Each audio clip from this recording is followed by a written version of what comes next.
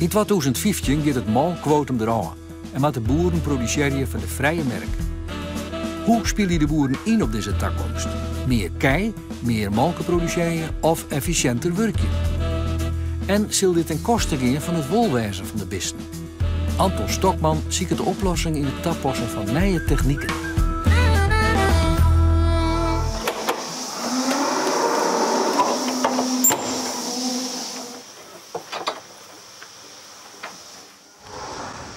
Nou, de basis is voor de kei vrije keus. Dus we nemen de vrije keuze stalconcept. Dus ze mogen de buiten dat ze dat graag willen. Maar ze mogen dus binnenbloeien had ze dat lauwer willen. Ze worden net dwongen om de buiten dat te gaan. Ze mooi molken worden we niet zelf willen op het wetterbed lissen gaan. Ja, soms ruint het ik. Dus dan is het buiten net lekker. Die kook kiest zelf en die weet heel goed wat ze plezierig vindt en wat net. Wij willen zelf graag uw gang bepalen, uw eigen keuzes maken. Nou, dat gunnen we dus die kook. En dat is het principe achter de vrije keuze stal, het vrije keuzeconcept.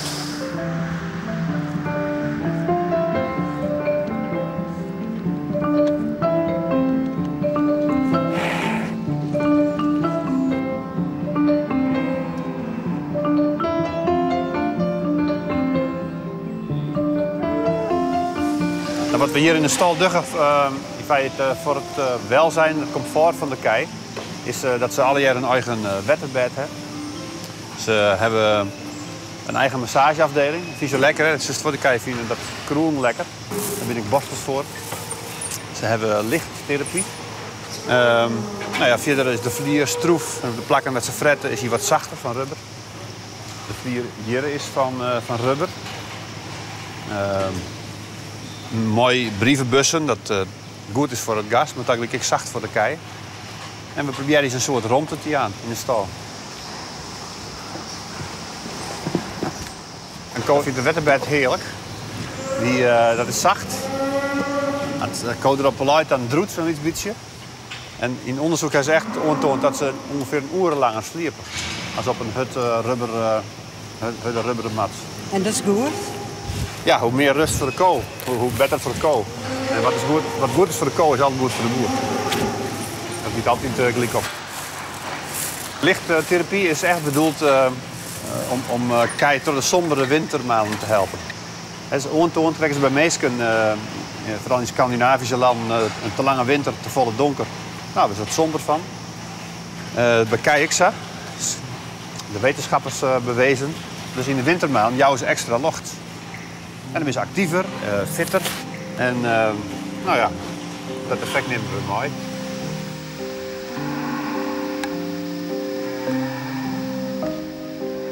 Het verschil is net zo groot.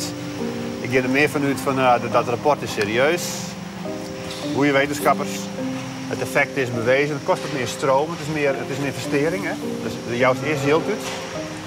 Maar volgens het rapport komt het technisch weer om. Maar het is ook voor het welzijn van die kei.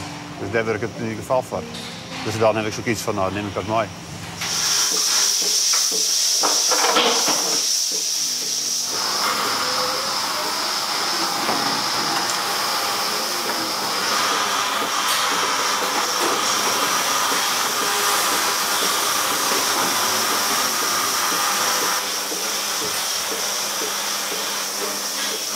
Ik heb de coach in. Anneke 399. Met nu 9,9 kilo jong. Dus ze weegt zo'n 120 kilo. Zelf. Nou, dan ben ik 2 uur kleer en die kan niet melken nog. Het systeem zit de hele dag en de hele nacht open. Dus de dames die mooi drieën en ze mooi druut wanneer ze maar willen. Dan krijg je deze, die komt blijkbaar wat te vaak. Hè? Die heeft zich melden, die shirt eventjes. Van goh, druk ik molken of net? Maar net dus. Want ze hebben net vaker als 4 keer molken op een dag. Dat is echt wel het maximum. Hè? Daar maakt ze net een potje van. En dan giet het door weer riepen en dan maak je er weer uit. Dus het is echt vrije keus. Deze probeer ik nog weg. Nee. Die wil ik nog vrij litten. Dan kijk je nou eens gek op het apparaat. Ze komt er heel graag in. Het moet ik. Want anders dan moet je er de hele dag achterom rennen. En dan werkt het systeem net. Hè? Dus alles rondom het melken met plezierig wijze. Dus lekker voer. Dat is heel belangrijk, hè? De liefde door de maag. Maar verder moet ik alles plezierig wijzen. Net vast. Ze kan heen en weer rennen. Ze staan het opsluiten. Dus ze worden heel lang gemasseerd met deze borsteltjes. Die zijn deels voor het skimmaatje van de oren. Maar het belangrijkste effect van deze borstels is dat ik het masseren van een keel wat noedigen. Nou, dan kan je een koe net melken. Als een koe net wil, dan jouwt ze net een drip melken. Een koe die jouwt actief melken, die met blaasjes bij elkaar kniepen. En daar is een hormoon voor nodig. En een beetje stress erbij, geen melken. Dus er moet gemasseerd worden, en er wat langer gemasseerd worden, dat het hormoon vrijkomt. Dat die koe zich op haar gemak voelt. En dan komt het pas melken.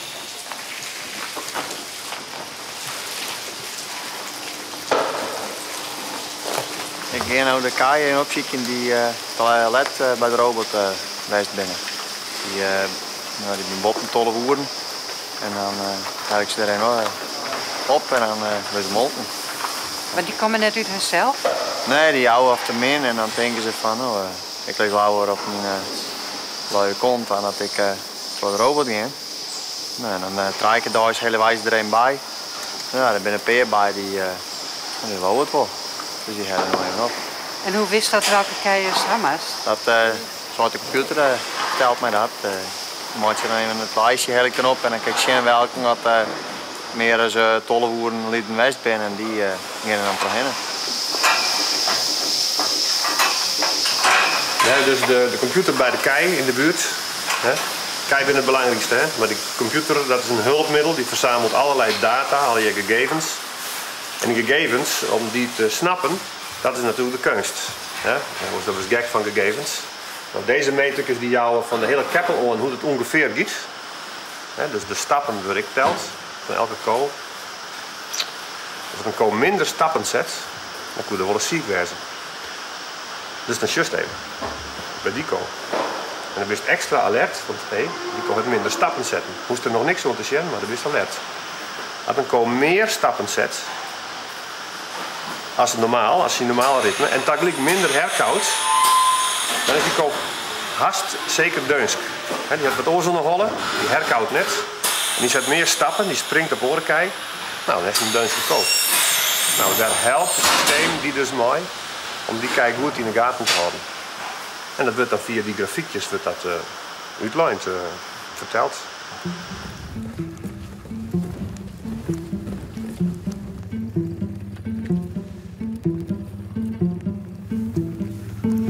Nou, deze kei brengen we nu naar hun vakantiebestemming. Dus hebben we in het natuurgebied 6 weken vakantie. Dat is eigenlijk de droegstand, hè, het zwangerschapsverlof. Dat jou in de zomer in de natuurgebieden en in de winter is op de stal. Nou, we brengen dus nu de kei die heel drachtig binnen Dernota. Die bloeien de 4 weken.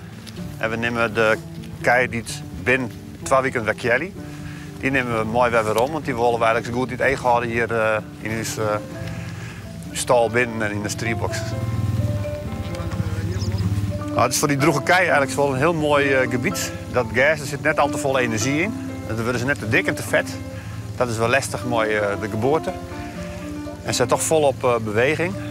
En tegelijk is het natuurgebied een gebied wat goed is om keien in te litten. Want dan krijg je meer bosjes, beter voor vogels, meer bemesting. Dus het is eigenlijk een natuurdoel.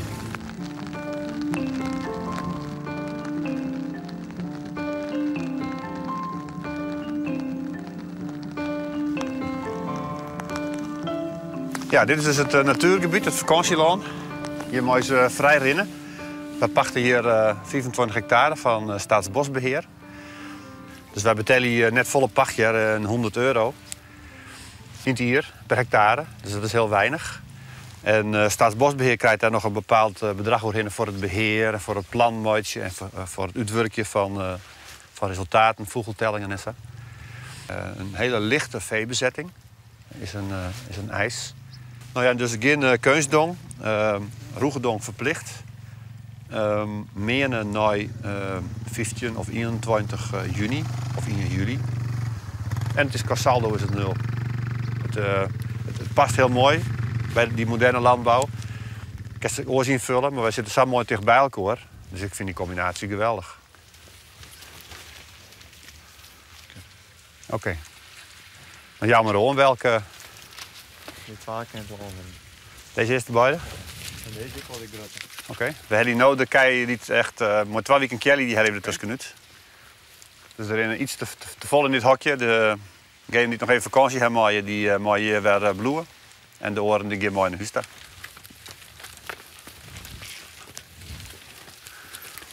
Prachtig bruin. Waar is ze?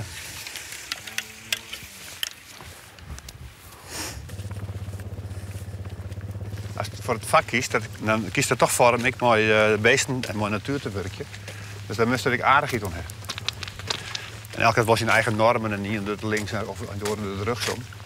De meeste boeren doen het echt voor het nocht om de beesten te werken.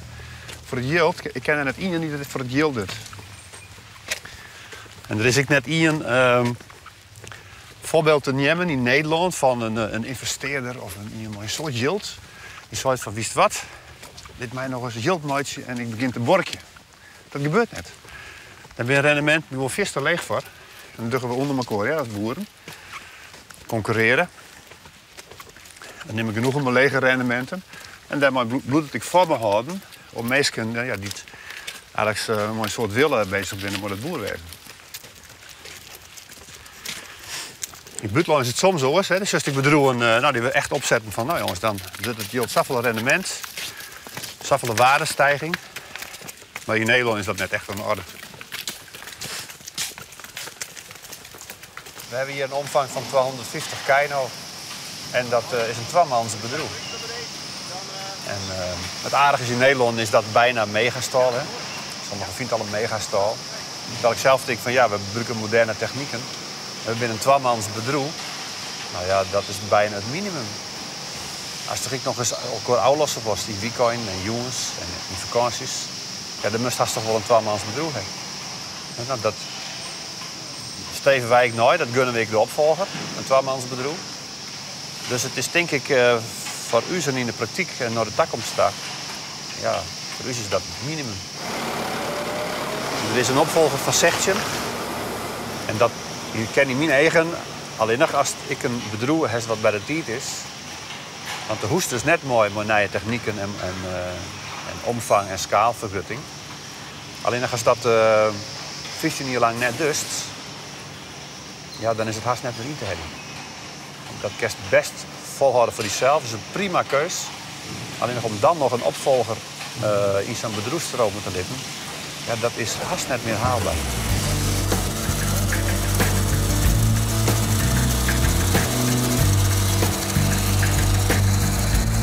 Het Magna College in Bals. Dan zit ik op het HAVO, de laatste klas, dus een 4 HAVO. Dan zal ik toch studeren op het HBO en waarschijnlijk wordt dat in Dronten. En dan hebben ze dus agrarisch ondernemerschap. Dat is mijn richtingambitie, waar ik daarheen wil.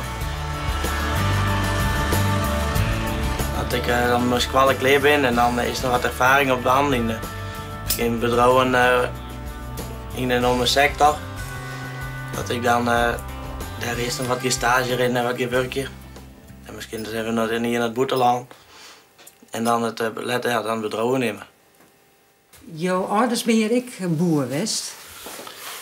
Ja, die ben in 64 hierheen gekomen. Hebben ze deze plaats kocht.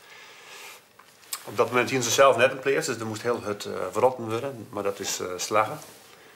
En dat het in feite voor mij de basis hield om toch ik hier boer te worden. En 30 kon ik boer worden. En 30 ken nou uw zoon, als hij daar zin in heeft, ik boer worden. Dus die hebben een bijzonder fundament slide.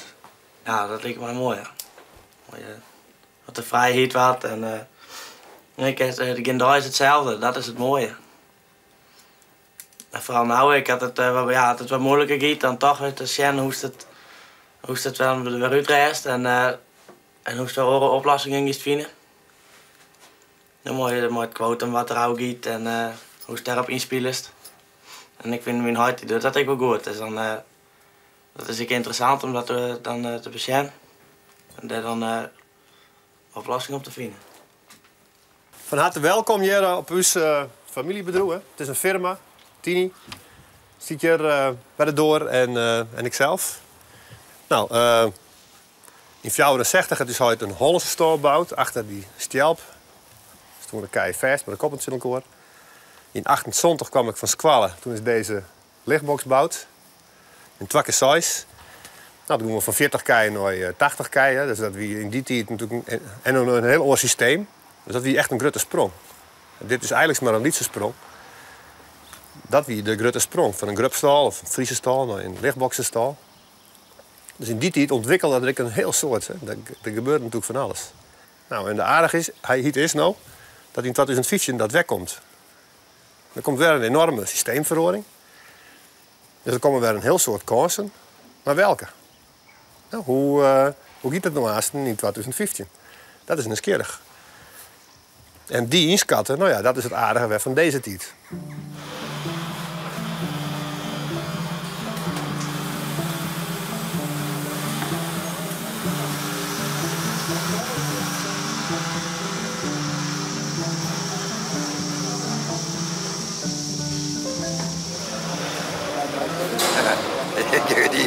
Hij gaat naar de torenrobot, hij zo denken, dat mag ik niet.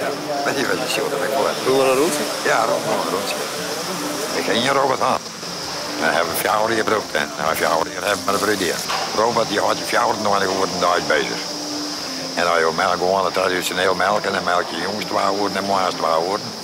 En dan is de kou zo, hij alle kei, hij heeft er de hand aan, hij het zicht erop aan. En hij wordt daar, hij net met omdenken naar de kei. Ja, maar de oergang en de verhoring die is er voor de boer. Dus de kei ben echt maar 2 weken gewend. En die vinden het plezierig. Robot wordt nooit lelijk, altijd hetzelfde. Maar voor de boer is het lastig. Want dan moet de machine vertrouwen. En dan moet je vertrouwen op wat eruit komt dat het klopt. En dan wist je op de zorg om die kei. Maar als je al 3 weken lang bezorgd bent, of 3 maanden lang bezorgd. Ja, dan lukt het systeem niet. Dan raak je zelf helemaal in de stress. Je moet leren, wees van sjemmust en wees net een sjemmust, zodat je gerust bent dat de kei goed behandelen bent. Nou, dat duurt echt wel een jaar hier, 3 kwartier. Dat je erbij bent, dat is zeker wist.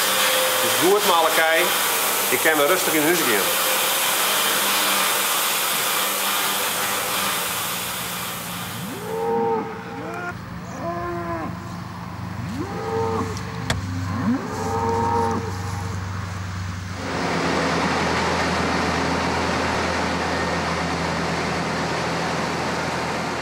Ja, dit is ons productielaan. Dus we vullen dit gas. Elke dag krijg je vers gas, 3 keer dags. Dus het stalvullen op zich kost wel dieselolie. Als de kei dus het zelf ophellen, dan liet ze 20% steen. Dat vertrap je ze. En zeker dat het nou sabierd is, hè, dan gaat het zelfs behoorlijk diep de groen in. En dat is dus verlies, dat is wel groeid. Dan ben je wel mineralen gebruikt, er is zinnenergie in stopt, maar dat is verlies, dat is fut. En hier, toch het te meen, hebben we dat gas eigenlijk helemaal gebruiken om die koolmooi te vullen, maar minder verliezen. Ja, in Nederland is het summum van efficiëntie en van weinig verliezen en precies borkje.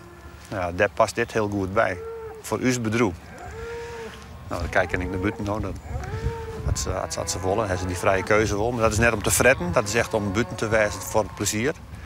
Maar het voer wordt echt zo op deze manier teelt.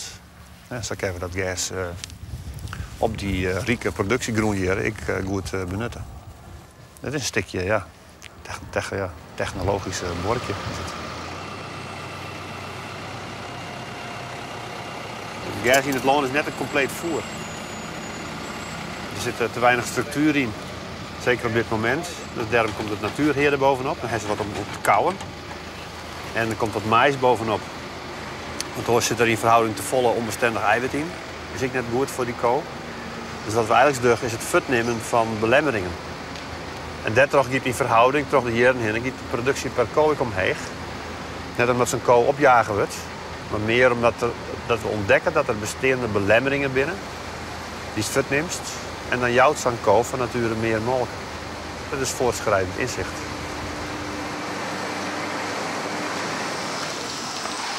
Nou, de stal is dus kleermaker voor biogas. Dat is het mooiste uit verse mest. En nu moet er nog een biogasinstallatie achterom. Dus ik geloof dat biogas, dat jij het bij een melkveebedrijf. Haast bij elk melkveebedrijf. Alleen nog, hoe? Want nu hebben wij plan voor een vrij grutte. Want wij willen dat gas willen we net omwerken naar stroom. Hè, maar die grote motoren niet de hele dag staan te draaien. We willen dat biogas brengen naar de zuivelfabriek. Ja. Nou, dat is daar links bij die windmolen, dus op 8 kilometer. Dat ziet de Friesland Campinefabriek van Warkum. En die kan dat puur gebruiken. Dat moet ik net opwerken naar aardgas. Die kan dat in een stoomketel gebruiken. En dat die leiding erin kan leidt, nou ja, dan kan, dat is al je boerenland, al je collega's, al je melkvee, al je leden van Friesland Campina, die kan samen aansluiten. Dus dat is een hele handige manier om met dat biogas om te gaan. Dus die groene energie uit die melkveesector, via gewoon lietse gasleidingjes, dat wordt hem helemaal. En die leidingen, dat ligt hier wel heel duur nou, en we kijken weer 8 kilometer. Maar het zijn gewoon T-leidingen, het is lege druk, dat kost haast niks. Dat kost haast maar een ondernemersmachine gewoon is.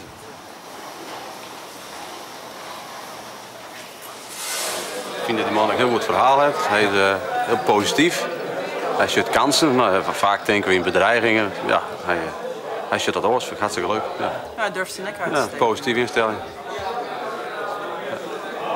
Is het realistisch dat de bedrijven zou worden? Ik denk dat de meeste boeren hem een ambassadeur vinden, maar toch wat ze van lid hem maar proberen en dat doen wij net om. En zo ben ik eerlijk zo niet. Ik ben wat voorzichtiger dan hem. Maar het er ook wat een beter plan bij. Ja, precies. Wij breiden misschien wel eens wat meer uit omdat iedereen het doet. En er zitten wel wat ideeën achter. Hij heeft er meer ideeën. Hij is niet alleen boer. Nee. Hij heeft ook nog een andere passie, ja. Ja. Ik vind het mooi om te zien wel. Ik zou het zo wel, ja. Nou, het geldt. Dat krijg ik gewoon aan, dus ja, dat past je nou altijd nog. En zo zei de melkprijs, dat heeft niks meer. Maar ja, goed, je moet er wel steeds vooruit zien.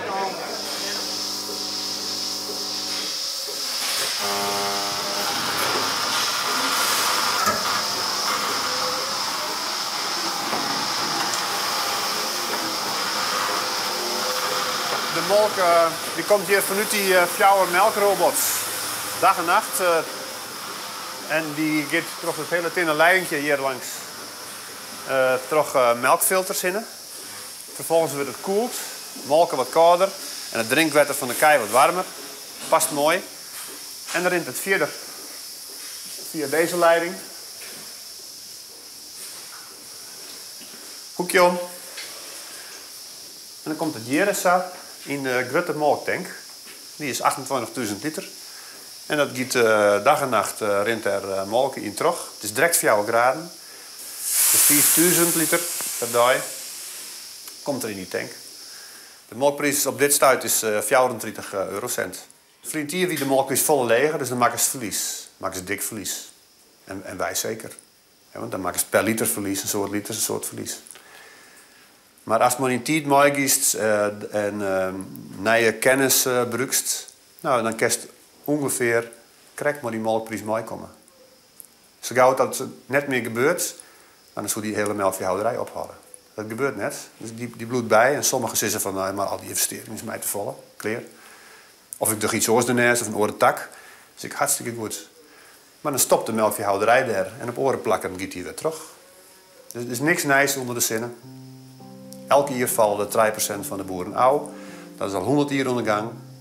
Waarschijnlijk al langer. En dan worden de oren een beetje grutter. Ja.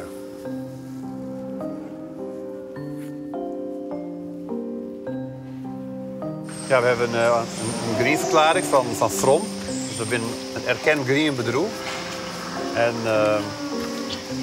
van nota in het biologische bedrijven hebben we die erkenning. En dat is voor het eerst dat er een gangbare melkveehouderij direct onder valt. En dat is een ontwikkeling waarvan ik hoop dat die teruggiet, dat hij in staat bent om dat uit te lezen.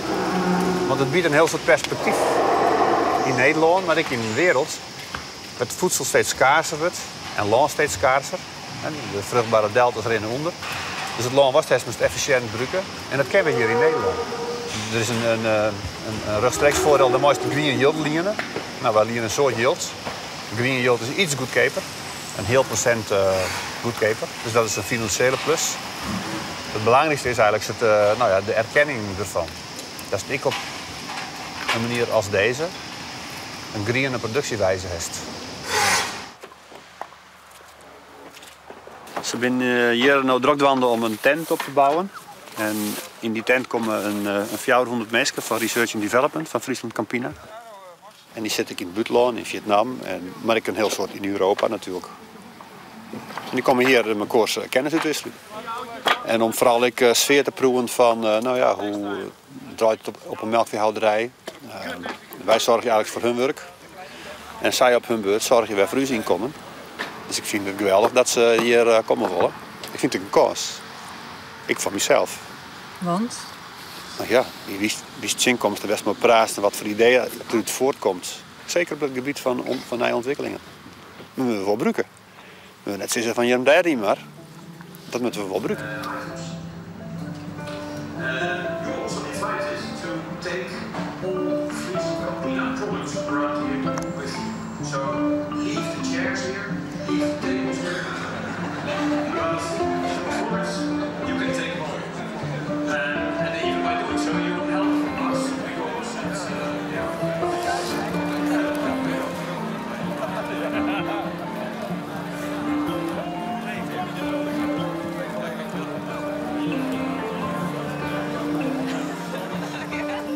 It's very eye-opening farmers. I believe Anton himself is very visionary farmer because comparing to the farmer in Indonesia, it's such a different world. Here, very innovative.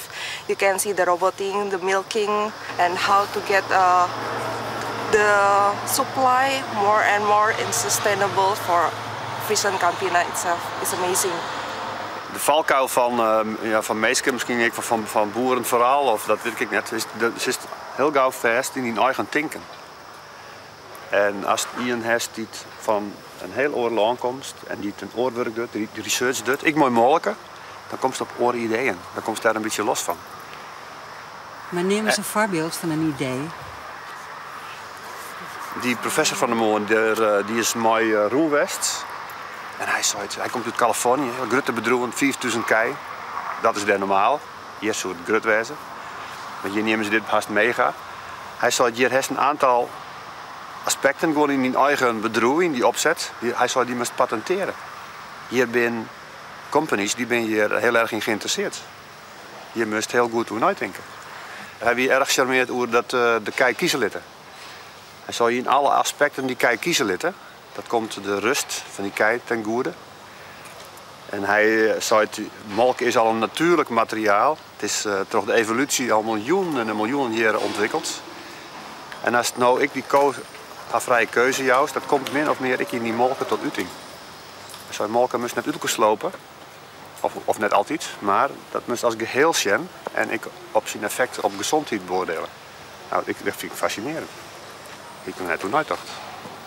Nou, ik ben al zo lang boer, hè? Bij Friesland Campina ik. Ja. Dat is inspirerend.